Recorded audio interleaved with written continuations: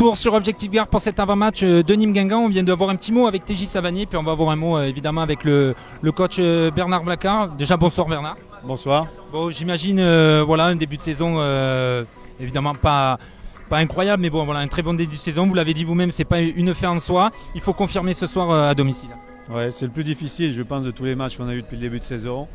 Parce que déjà Guingamp est une bonne équipe, même s'ils n'ont pas gagné un match. Déjà ils ont joué tous les gros, ils ont fait des bons matchs, ils n'ont pas eu de réussite.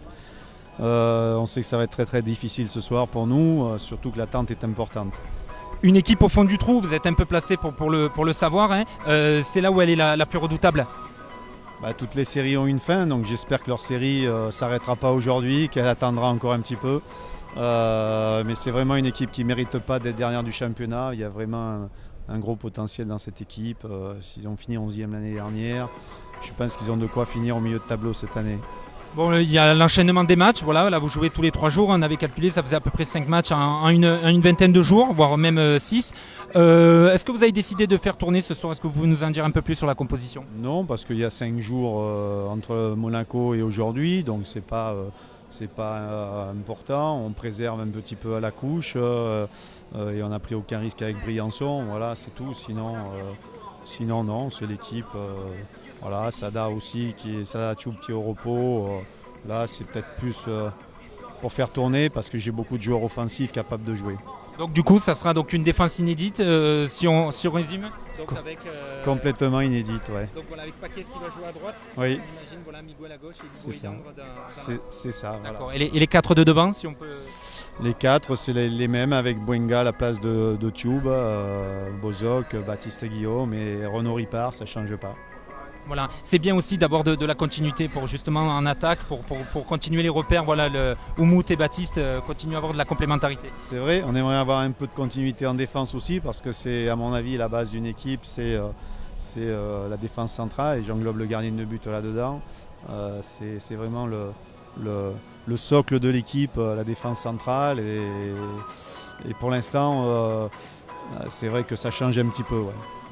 Oui, il faut trouver ce juste milieu. L'absence de notre capitaine aussi, voilà. C'est dommage, c'est comme ça. J'espère qu'il sera dispo pour Montpellier. Et oui, on l'espère aussi. Juste voilà un dernier mot. C'est vrai que tous les joueurs sont concernés. On l'a vu déjà quand Savanier Diallo est absent au milieu. Voilà, les remplaçants qu'on n'attendait pas forcément ont fait la différence, ont pris leurs responsabilités. On peut imaginer que ça peut être pareil en défense centrale. Oui, on peut espérer. Après, trop de changements n'est pas non plus toujours très bon, mais jusqu'à présent, les joueurs qui sont rentrés ont fait beaucoup de bien. Quand on voit Antonin Boubichon, tout ce qu'il nous apporte depuis 2 matchs et demi, c'est très intéressant. Tant qu'on gardera cet esprit-là, parfait. Bon, ce soir on continue d'attaquer, on est la 3e attaque, 19e défense, mais on reste voilà, sur ce côté offensif en essayant de resserrer un peu derrière.